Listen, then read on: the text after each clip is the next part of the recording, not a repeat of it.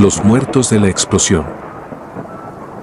El peor aspecto de tener cierta sensibilidad con la muerte es que muy pocas veces lo que se percibe o se ve resulta agradable, es como una clase de infierno que se está condenado a encarnar en vida, y es mucho peor cuando uno está obligado a enfrentarlo de niño.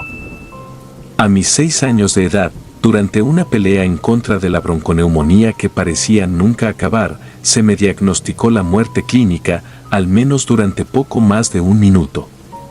Estaba hecho una tragedia irremediable sobre la camilla, conectado a tubos en el área de shock. Y parecía que los doctores ya daban por perdido mi caso, puesto que en los últimos días ya ni siquiera era capaz de respirar por mi propia cuenta, y esto me llevaba a perder la conciencia. Además de recordar la incertidumbre que se sentía en el hospital, se me grabó mucho aquel momento en que mi corazón y cuerpo entero ya no pudieron resistir, pues se sintió como si mis pulmones se estuviesen cerrando cada vez más y más, hasta llegar al punto en que respirar se volvió algo imposible. Y en medio de esa desesperante falta de aire que me debilitaba, mi corazón pasó de tener un ritmo inestable a detenerse con brusquedad. Quedando paralizado entre el dolor y el no respirar, sentí la mano de mi abuelo sujetando la mía. Aquel fue el momento más extraño que he experimentado porque, en términos médicos, ya estaba muerto. Sin embargo, creo que ha sido el momento en que recuerdo haber tenido más sensaciones.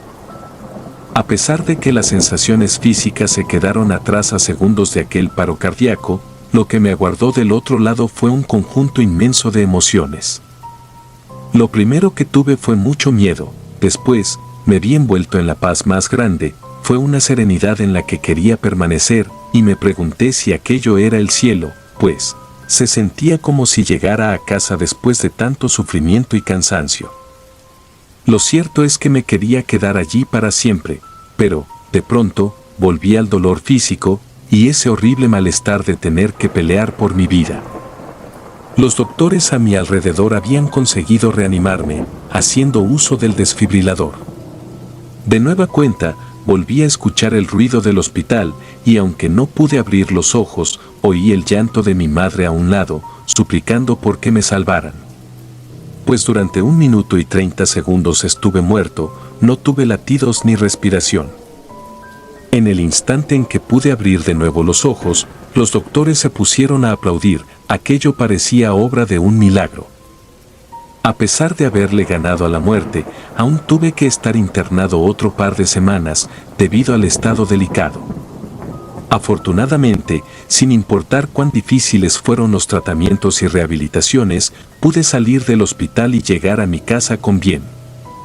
Fue un momento muy emotivo para mi familia, el cual, por desgracia, lo llegué a arruinar cuando se me ocurrió preguntar, ¿en dónde está mi abuelo? ¿Por qué no ha estado conmigo desde aquel día en el hospital? Al decir esto, vi cómo se desvanecían las sonrisas de mis familiares, sobre todo la de mi madre. Con una voz temerosa, ésta me preguntó si en verdad ya no recordaba lo que pasó. Mi abuelo había fallecido hace más de 1 año, por un derrame cerebral. Y desde aquella ocasión en que se me ocurrió preguntar por mi abuelo. En mi familia se quedaron con la creencia de que una parte de mí se quedó un tanto conectada al plano de los difuntos, tras enfrentar la muerte clínica. A varios meses del incidente y la angustia en el hospital, mi mamá me confesó que, al no ver resultados positivos a la hora de pedirle por mi vida a los santos, entre su desesperación, comenzó a suplicarle a los muertos por mi salvación. Y esto último fue muy extraño de escuchar, pero me afirmó que ya no sabía a quién más pedirle, sino a todos ellos, haciendo un claro énfasis hacia los difuntos de la familia. En una desesperada oración, les pidió a todas las almas difuntas que la escuchaban, que por favor aún no me permitieran cruzar hacia allá con ellos. Y les estaría eternamente agradecida. Tenía apenas 6 años cuando me consiguieron regresar de la muerte, y a partir de ahí, continuaron ocurriendo los eventos extraños que me costaban trabajo diferenciar de nuestro plano de los vivos. La segunda vez en que puse a mi familia nerviosa, sucedió adentro de una iglesia. Mis padres, mi hermana mayor y yo fuimos allí para dar gracias por mi salvación. Y todo parecía estar normal hasta que otra familia se sentó enfrente de nosotros. Eran aproximadamente 10 personas, de las cuales la mayoría llegaron enseguida a ponerse de rodillas para hacer oración. Mas, hubo una señora que, desde su asiento no paraba de voltearme a ver, haciendo gestos que demostraban que estaba molesta conmigo, aunque yo no entendía la razón. Y en el momento en que sus gestos hacia mí fueron más insistentes, se lo mencioné a mis papás. La señora de allá no ha dejado de verme feo, dije señalándola. Entonces, mi mamá se mostró muy preocupada y me ordenaron que me volviera a sentar y guardara silencio, pues al parecer yo era el único que podía ver a esa escalofriante mujer adentro de la iglesia. Pero segundos después, ésta se levantó de su lugar y comenzó a caminar hacia nosotros. Cada paso que daba lo hacía con lentitud y retorciéndose. Y debido al terror que tuve al ver que se acercaba, me puse a llorar y les rogué que nos saliéramos de allí, pues la mujer me quería alcanzar y estaba cerca de hacerlo. Al no conseguir calmarme, mi familia no tuvo de otra más que terminar saliendo de la iglesia conmigo. Y estando afuera de esta, mi padre me llamó la atención por mi comportamiento. Minutos después, las mismas personas de antes también abandonaron la iglesia. Detrás de ellos iba caminando aquella mujer que se retorcía, solo que ya no me volvió a notar. Al verla irse, me percaté que en su ropa traía las marcas de unas llantas, junto a manchas de suciedad y sangre en el abdomen. No sospeché que se pudiese tratar de una mujer difunta hasta que noté que nadie más de su familia la podía ver. Camino a mi casa, me imaginé que ésta pudo haber fallecido atropellada por algún vehículo de gran tamaño, y por eso era que su ropa tenía ese aspecto tan desagradable. Y cuando se lo volví a platicar a mis papás, lo único que me aconsejaron fue que a esas personas les deseara alcanzar su propia luz, cosa que no me pareció de mucha utilidad. Después de mi reanimación, la realidad se volvió más tenebrosa, algunas veces para mí y otras para mi familia, que estaban obligados a escucharme hablar de personas que ellos no podían ver. Aquello no ocurría diario, pero, cuando esto pasaba, era imposible que fingieran el no notarlo. Por ejemplo, otra ocasión en que fui motivo de incomodidad fue en una visita que le hicimos a la tumba de mi tío Gonzalo. Mientras que los demás le acomodaban nuevos arreglos y le limpiaban alrededor, me encontré con un niño muy amable que me invitó a jugar a las escondidas. Dijo que ya llevaba mucho tiempo sin que alguien quisiera jugar con él, así que me aparté un poco de mi familia y estuve jugando con él como por unos 15 minutos, hasta que mamá vino a mí preguntándome por qué estaba hablando solo. Entonces comprendí que aquello me estaba ocurriendo de nuevo. Pues conviví con otra pobre alma difunta sin darme cuenta. Pasando más de un año del terrible día en que me regresaron de la muerte, mi madre me pidió con desesperación que le contara sobre todo lo que experimenté en ese minuto y medio. Y sin importar cuántas veces le repetía lo mismo, ella no terminaba por creer que esa fuera la verdad completa. Después de la vez en que vi al niño en el panteón, durante mucho tiempo no volví a ver ni sentir nada extraño. Por lo que esto me hizo creer que tal vez, mientras más tiempo pasara, menos sensible iba a ser a las sensaciones cercanas con la muerte. Sin embargo, acercándonos a finales de 2016, con cada minuto que pasaba, sentía que se aproximaba un infierno, y no solo para mí, sino a un nivel mucho más grande y catastrófico. En aquella época, mi mamá tenía un negocio en el famoso mercado de pirotecnia de San Pablo Tultepec. Llevaba al menos 5 años dedicándose a eso, por lo que nunca tuve temores ni preocupaciones en cuanto al contacto con los fuegos artificiales, pues estaba acostumbrado a ellos. No obstante, tan pronto como llegó diciembre, empecé a sufrir un terror irracional con la pirotecnia y sobre todo con el lugar en que trabajaba mi mamá. La primera ocasión en que estas nuevas angustias me atormentaron fue por medio de una clase de alucinación o tal vez una visión. En ese momento me encontraba en mi cuarto, viendo la televisión después de haber hecho la tarea. De pronto, escuché un estruendo insoportable, parecido al de una explosión. Y de tanta angustia que tuve, me puse a gritar cubriendo mis oídos con las manos, pero aún así continuaba aquel ruido infernal. Cuando mi mamá entró al cuarto preocupada, me encontró llorando, sin entender por qué actuaba de esa manera. Luego de que me ayudara a calmar, le hablé sobre ese sonido de la explosión y le dije que sentía que la muerte estaba bastante cerca de todos nosotros. Pues no podía saber si iba a ocurrir algo o no, y si ese era el caso, ni siquiera podía contar con la precisión de saber cuándo o en dónde.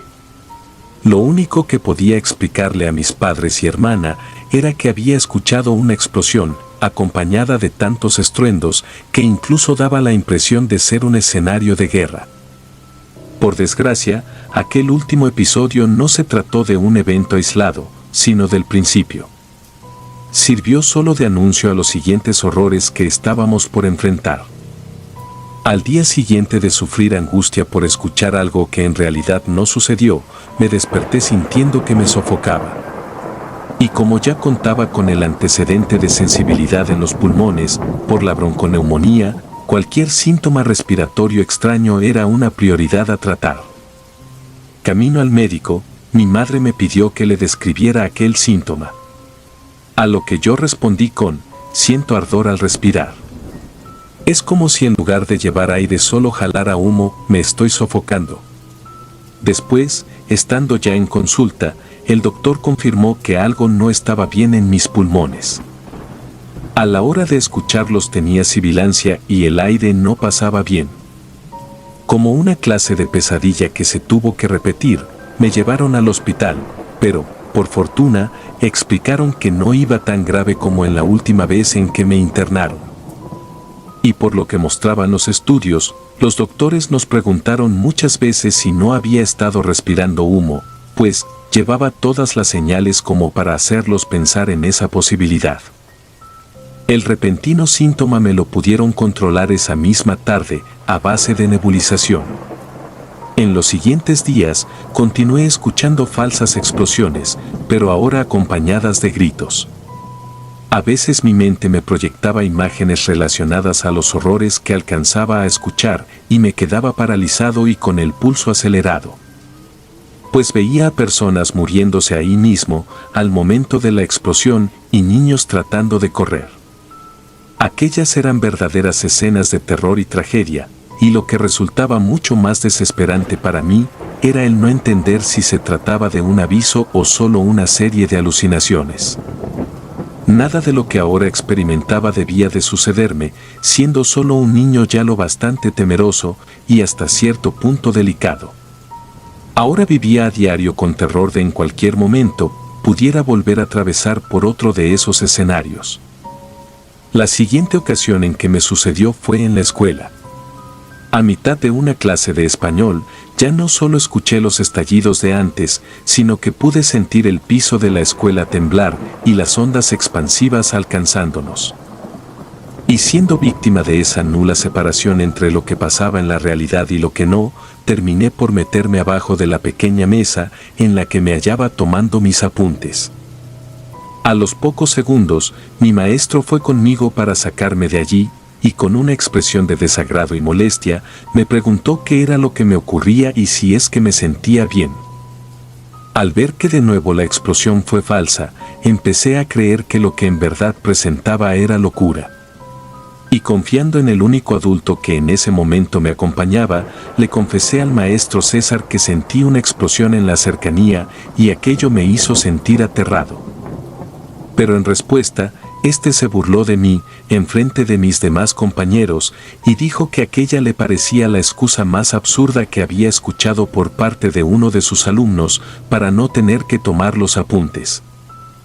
Por fortuna, con la llegada de las vacaciones de diciembre, ya no tuve que volverlo a ver ni soportar sus burlas por un buen rato. Sin embargo, a falta de la escuela, debía de acompañar a mamá a su puesto de cohetes en el mercado de San Pablo. Y siempre que iba con esta en el coche, conforme más nos acercábamos al mercado, más comenzaba a crecer en mí un pánico irracional a llegar y estar allí. supuse que se trataba por los recientes escenarios que mi mente me hacía ver. Pero, aún así, me repetía a mí mismo que el temerle a aquel lugar era algo muy ridículo de mi parte, pues aquel mercado llevaba siendo como una segunda casa para nosotros, pues conocía cada rincón y a la mayoría de nuestros compañeros de los otros puestos. No sabía qué ocurría conmigo, solo deseaba que la tortura se terminara. Recuerdo que, el 18 de diciembre, estando de nuevo en el mercado de pirotecnia con mamá, mientras que ésta conversaba con una amiga, me pareció ver en el otro extremo del lugar el inicio de una flama. Le quise preguntar si ella también la podía ver, mas sabía lo mucho que le molestaba el que la interrumpieran, así que no le dije nada, pero no pude contener la curiosidad por acercarme a ver qué estaba pasando allí. Y aproximándome a ese lugar en donde parecía haber fuego, descubrí horrorizado que muchas personas se estaban quemando vivas. Aunque di por sentado que se trataba de otra alucinación, no supe cómo dejar de mirar, pues ni siquiera me sentía capaz de moverme al tener que presenciar tal horror. A esas personas con sus cuerpos quemados se les caía la piel a cachos y suplicaban que los ayudaran. Todo era tan atroz en cada sentido, al verlos, el oírlos e incluso al percibir el insoportable aroma a carne quemada. Ellos me gritaban que hiciera algo para ayudarlos, pero no sabía qué era lo que podía hacer. Y en especial si se trataba de otra de mis aparentes visiones. Por lo que lleno de angustia, no se me ocurrió otra cosa más que volver a darme la vuelta para regresar corriendo al puesto de mi mamá. Aun cuando corrí para alejarme de allí, continué escuchándolo suplicar piedad, mientras se movían con los cuerpos en llamas. Antes de poder llegar con mi madre, mi mente me permitió ver el momento exacto en que ocurrían en el mercado una serie de explosiones. No podía ver nada frente a mí, más que humo y cuerpos siendo carcomidos. Mientras más peleaba por llegar con mi mamá, en medio de ese grotesco escenario proyectado por mi mente, sentía mis pulmones llenarse de humo al grado en que me comenzaba a desvanecer. Lo ocurrido a mi alrededor era sumamente real. Los muertos, el fuego, el estruendo. Cuando ya no fui capaz de respirar, me caí a mitad de la monstruosa tragedia que se me estaba mostrando. Lo siguiente que recuerdo es que de nuevo reaccioné adentro del hospital, con los pulmones peleando y ardiéndome. Aunque en la realidad las personas quemadas, el fuego y las explosiones no ocurrieron, los doctores aseguraban que contaba con las señales sufrientes de haber estado expuesto a grandes llamaradas de humo. Mi condición se tornó tan grave en aquella ocasión, pues de nueva cuenta tuve que ser internado en el área de emergencias con una mascarilla de oxígeno en la cara. Y al día siguiente de haber ingresado, los doctores comentaron que aún estaba apto para ser dado de alta, ya que mi saturación de oxígeno estaba muy por debajo de lo recomendable, y mis respiraciones aún eran tan inestables que incluso me aconsejaron lo menos posible, pues aquello representaba otro gran reto para mi sistema. Conmigo en el hospital, mi hermana fuera del estado y mis padres concentrados en mí, nuestro espacio en el mercado de la pirotecnia se tuvo que mantener cerrado. En época de las fiestas de septiembre y también de diciembre, era cuando más gente llegaba a ese mercado a comprar y nos iba bien en las ganancias. No sabía por qué teníamos que atravesar por mis recientes episodios, pero no parecía ser una obra de la casualidad. El día 20 de diciembre, mientras me seguían atendiendo en el hospital, sentí de nuevo aquel pánico irracional de los días anteriores. Era una enfermiza necesidad que tenía por correr y advertirle a los demás. Sin embargo, ¿de qué debía de advertirles exactamente? ¿Y cuándo es que se debían de mantener a salvo? No lo sabía. Quizás sí me estaba volviendo demente y por ello tenía las alucinaciones. De repente, cerca de las 3 de la tarde, a la distancia del hospital, se comenzaron a escuchar insoportables estruendos de explosiones. El sonido era tan espantoso, que daba la espantosa sensación de estar ante la caída de varios aviones o la detonación de diferentes bombas en conjunto. En aquel momento, mi mamá estaba a un lado de mi camilla, por ser un horario de visita. Esta se levantó rápidamente de su lugar y se inclinó hacia mí para cubrirme.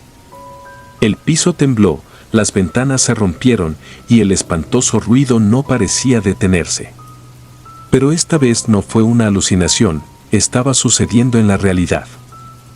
Cuando los estruendos se detuvieron, escuché a todas las personas en el hospital decir que había ocurrido una explosión, pero nadie estaba seguro de en dónde fue que pasó.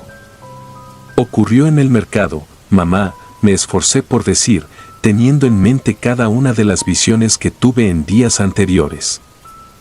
Conforme pasaron los minutos, la noticia comenzó a ser cubierta por todos los medios. La terrible tragedia acabó con la mayoría de las pobres personas que se encontraban allí, y las imágenes que se nos mostraban en la televisión hacían a uno doler el pecho y ponerse a llorar de forma incontenible. Pues, en aquella tragedia perdimos a muchísimos de nuestros amigos del mercado de pirotecnia, y ver aquellas imágenes de la catástrofe era como poder hacerse una idea de cómo era que lucía el infierno. Cuando fui dado de alta, tuvimos que pasar a un costado de aquel que por años fue mi segundo hogar, pero ahora estaba hecho ruinas. Estando en el asiento de atrás, escuché muchos gritos de nuevo, acompañados de llantos y lamentos.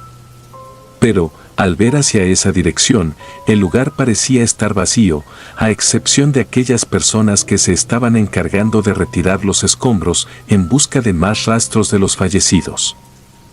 Y para no espantar más a mi madre con todo lo que ya estaba pasando, no le mencioné de esos gritos que ahora escuchaba. En general, ya habíamos tenido días bastante malos, y el hecho de poder estar en el auto, camino a casa, ya era más que suficiente como para sentirse agradecido.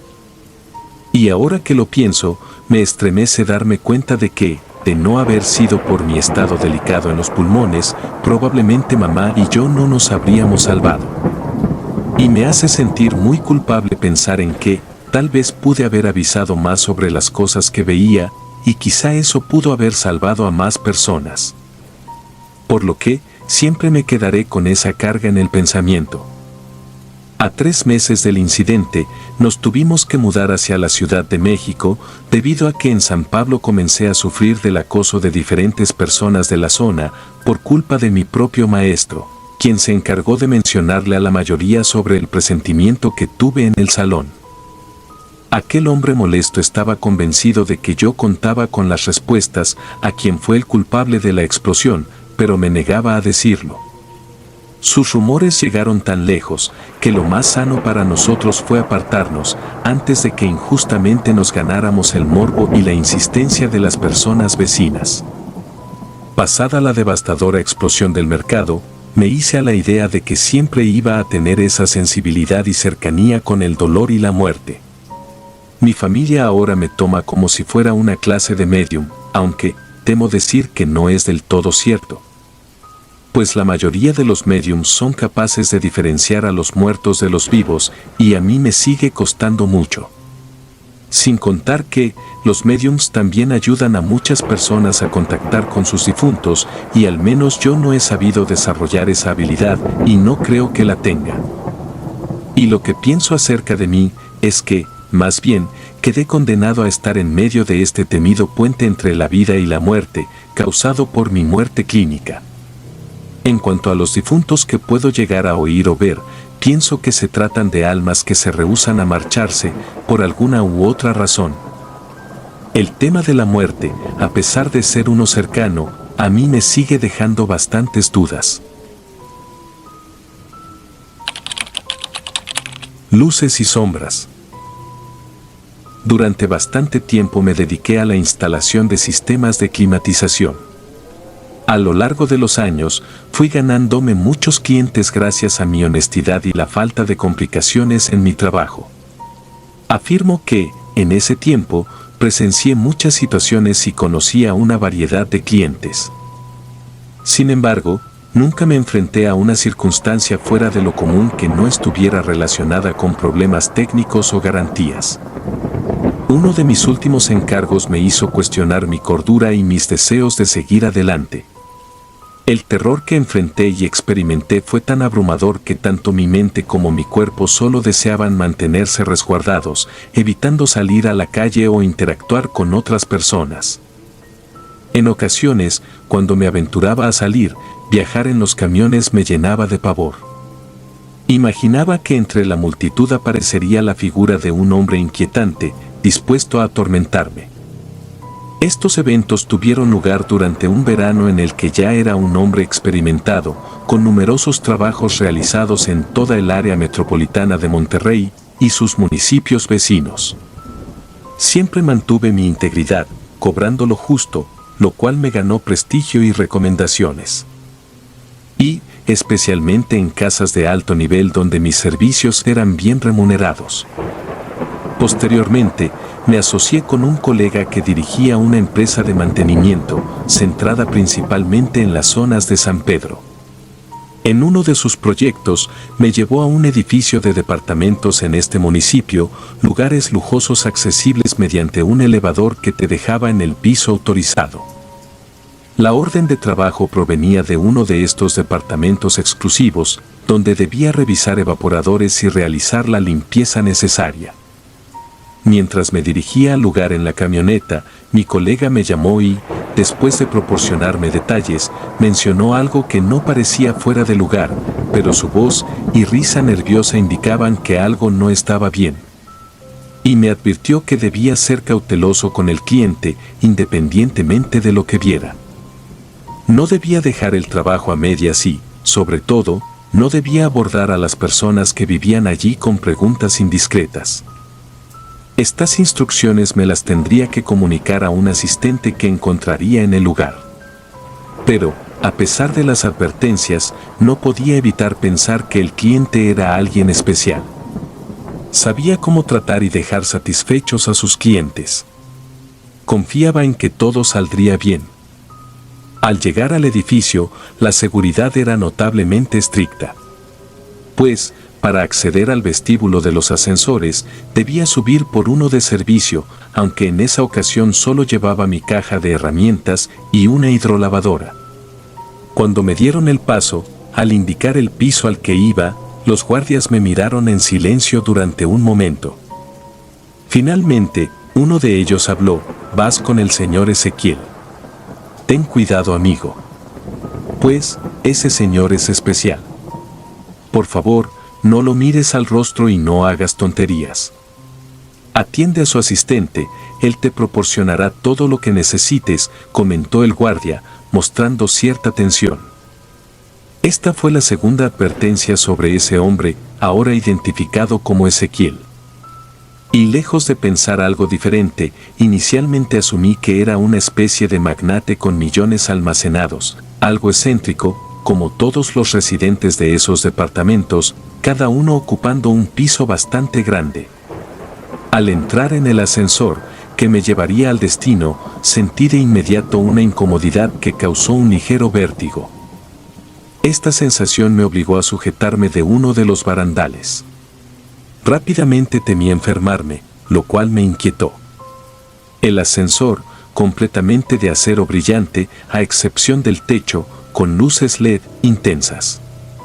Reflejaba todo el interior en reflejos difusos, sombras y luces que creaban formas extrañas, mezclándome con ellas de manera desconcertante. Mirar mi rostro en una de las paredes fue una experiencia difícil de explicar. Pues, pude notar que algo estaba mal. Por un breve momento, mis ojos me engañaron en el reflejo. Durante unos segundos, percibí la presencia de más personas detrás y sobre mí. No podría decir con certeza, así que cerré mis ojos para evitar ver, sintiendo la vibración del elevador al subir, respiré hondo y volví a mirar. Estaba solo, confirmado por el reflejo. Esta situación me puso algo tenso, incapaz de describir lo que sentí. El nerviosismo ya me estaba afectando y aún no alcanzaba el piso de Ezequiel. Cuando se abrió la puerta del ascensor, ingresé a un vestíbulo. Y frente a mí, una imponente puerta de ébano labrada con figuras extrañas se abrió con un rechinido. Una anciana de ojos grises y acento extranjero me invitó a entrar y esperar al asistente. Mis ojos se asombraron no solo por el lujo excesivo, sino también por la oscuridad reinante. Todo estaba a media luz, con grandes ventanales cubiertos por cortinas gruesas, impidiendo la entrada de luz. La única luminosidad provenía de candiles a media potencia y numerosas velas, creando un ambiente inquietante. El olor que impregnaba el lugar me recordó a las herboristerías de los mercados. No lograba identificar el aroma, pero era penetrante. Y mientras avanzaba por el costoso piso de mármol, noté que los muebles y la decoración parecían antiguos, algo fuera de lo común. Estatuas con cuerpos humanos y cabezas de animales, cuadros religiosos representando seres horribles en conflicto con lo divino, y muchas otras cosas provocaron un vacío en mi estómago, generando náuseas y dolor de cabeza.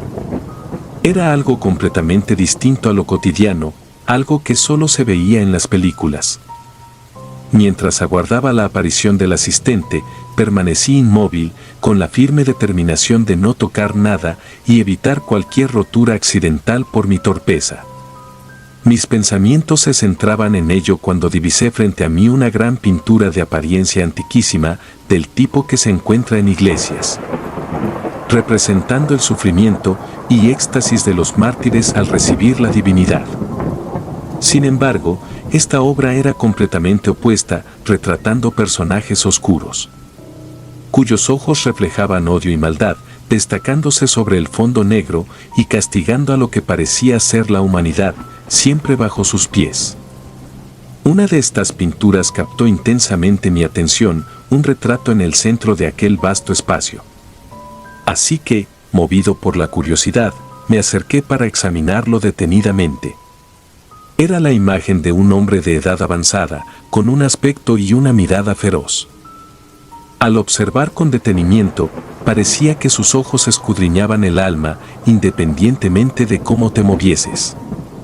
La pintura tenía un efecto peculiar, sus ojos parecían vivos, con un brillo especial que noté al mirar detenidamente.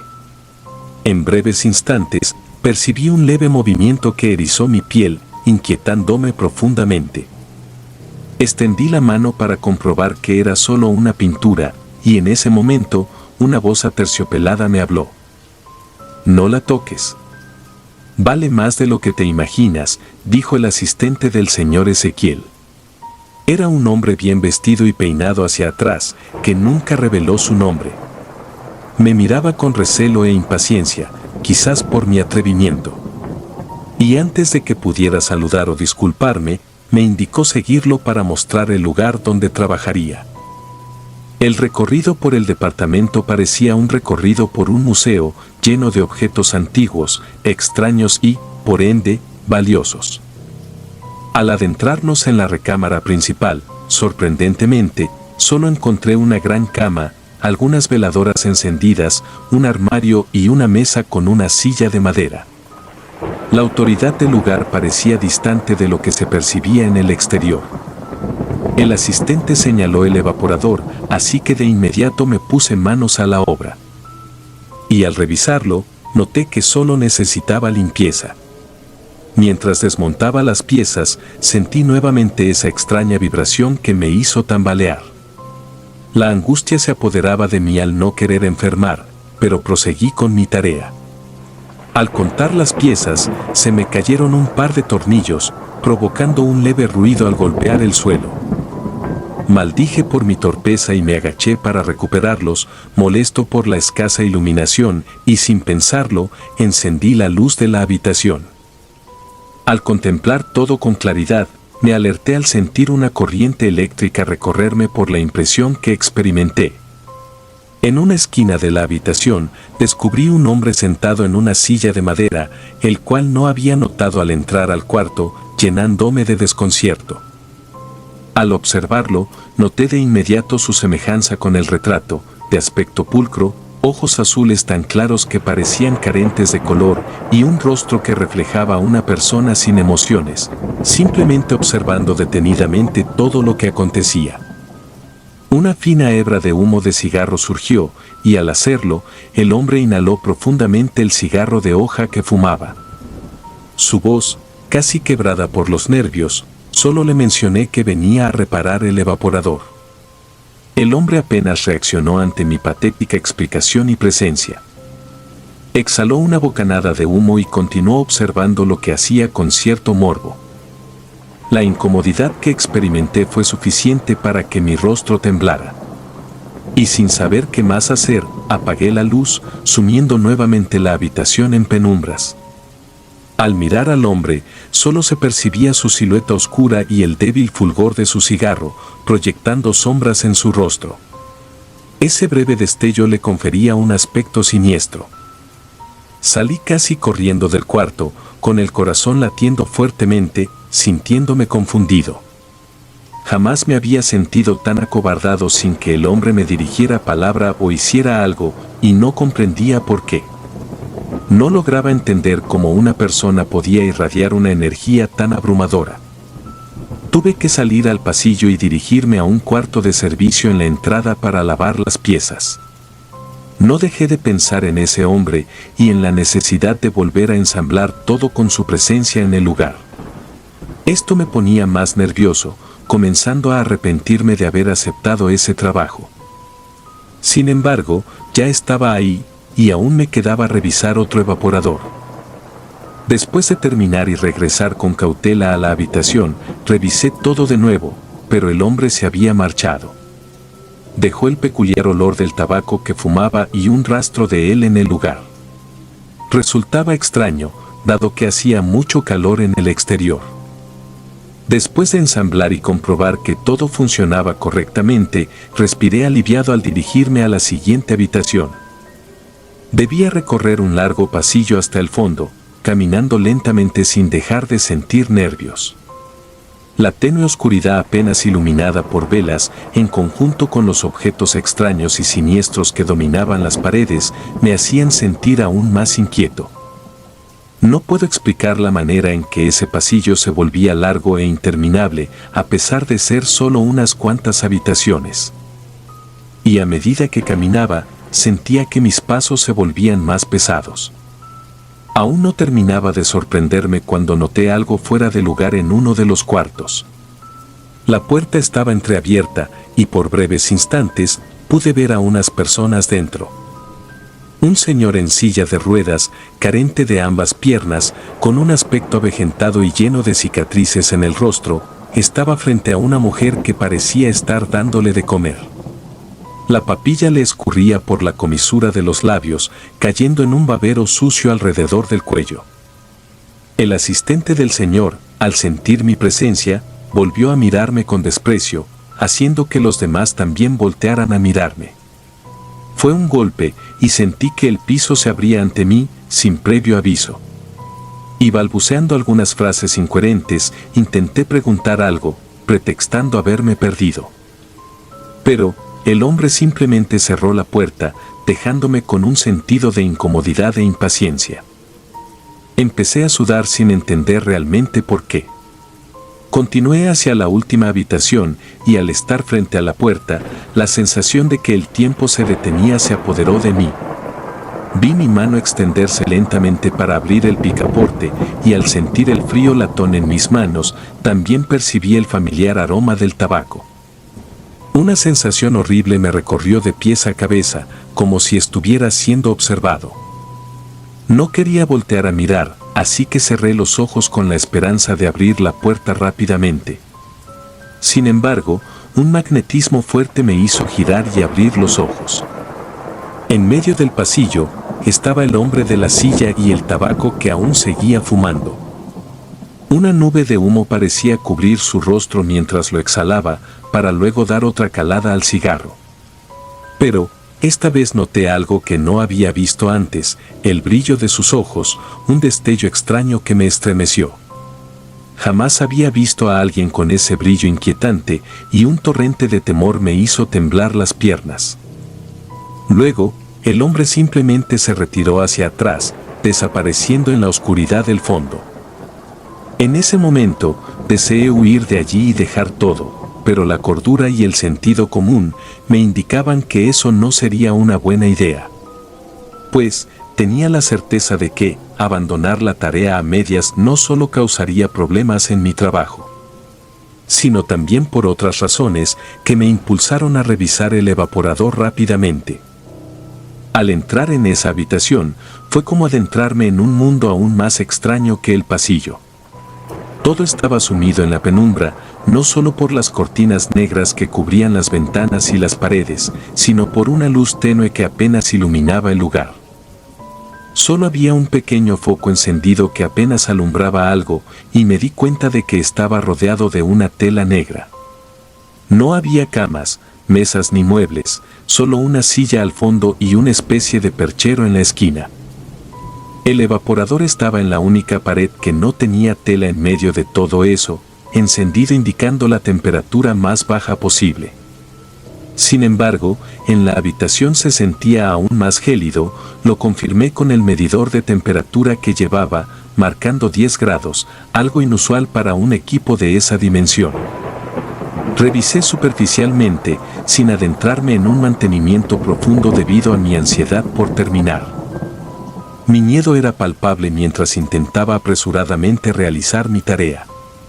La habitación, envuelta en ese ambiente extraño, me hacía sentir más incómodo con cada segundo que pasaba. Pues, a pesar de que el evaporador indicaba que estaba funcionando a la máxima capacidad, la temperatura gélida persistía, creando un ambiente inusualmente frío. Mis manos temblaban mientras revisaba el equipo de manera superficial, evitando adentrarme en un mantenimiento más profundo. El medidor de temperatura seguía marcando esos sorprendentes 10 grados, como si estuviera atrapado en un frío extremo.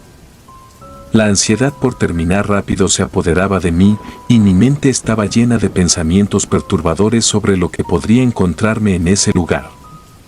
De repente, un sonido tenue rompió el silencio de la habitación. Y al girar la cabeza, noté que provenía de la silla al fondo. Para mi sorpresa, había alguien sentado allí, una figura apenas distinguible en la penumbra. Era un hombre de aspecto anciano, pero sus rasgos estaban ocultos en la sombra. Mi pulso se aceleró y una sensación de incomodidad se apoderó de mí.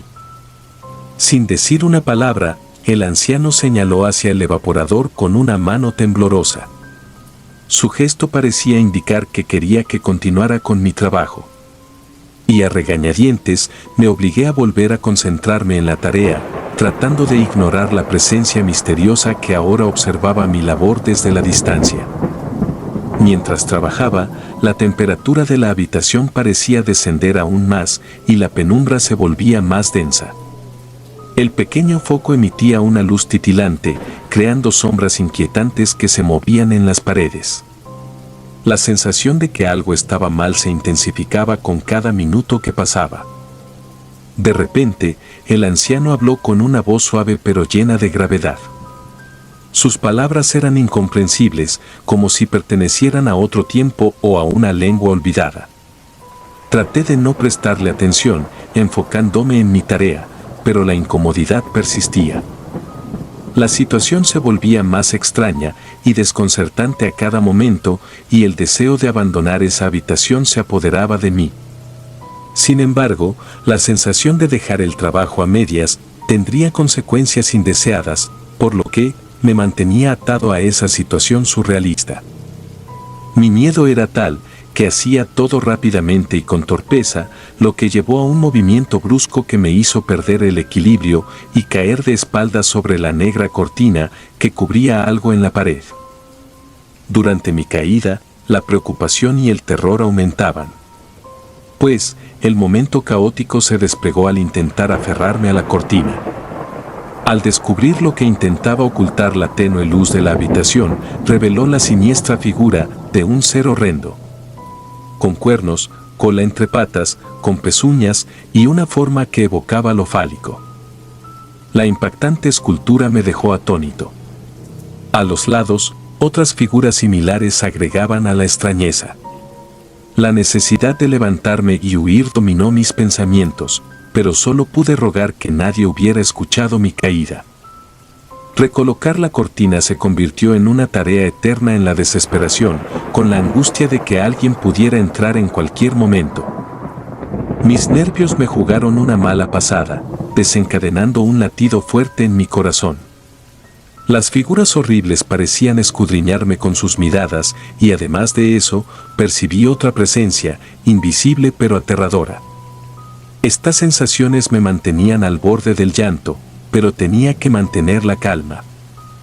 Coloqué la cortina y comencé a contar mis pertenencias, preparándome para marcharme y dejar atrás esa experiencia desconcertante.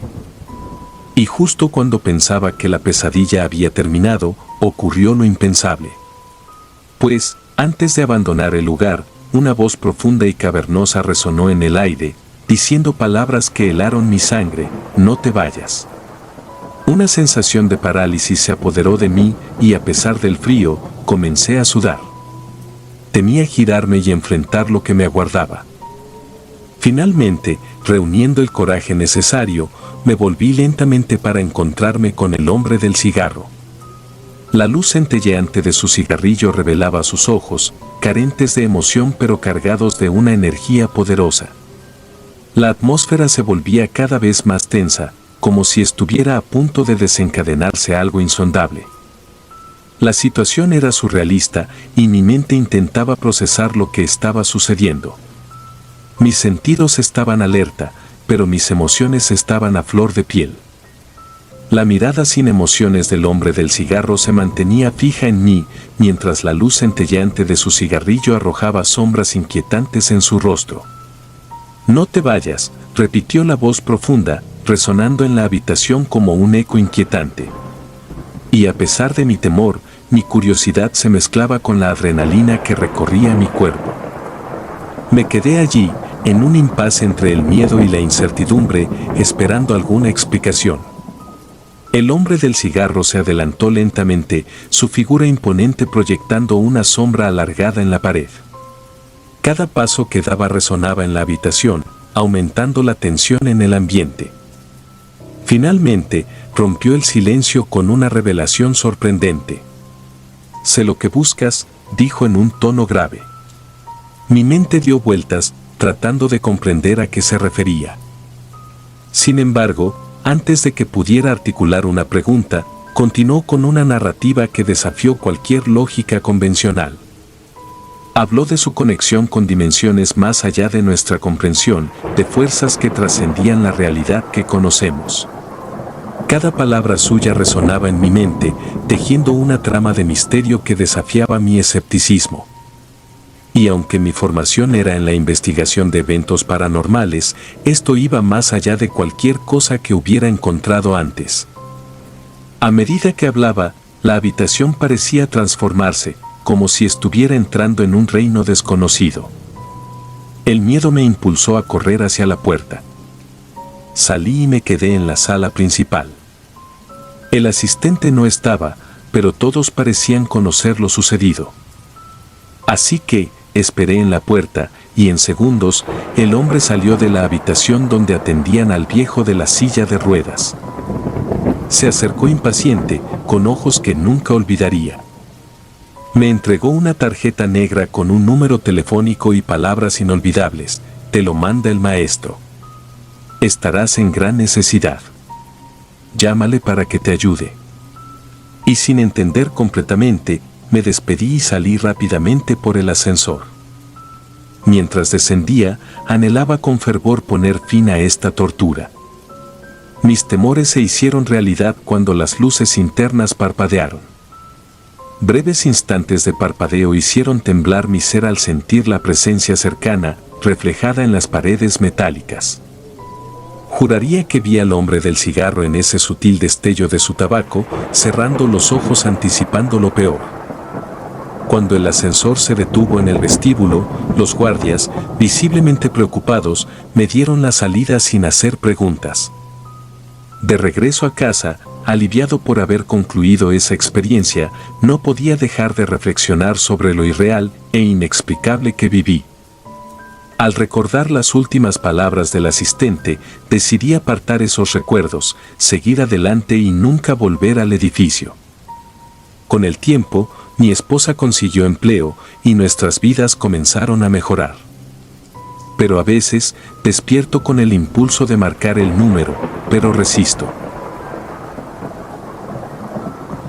Si te gustaron los relatos, me gustaría que me apoyaran con un like o haciendo un comentario, ya que eso nos ayudaría bastante.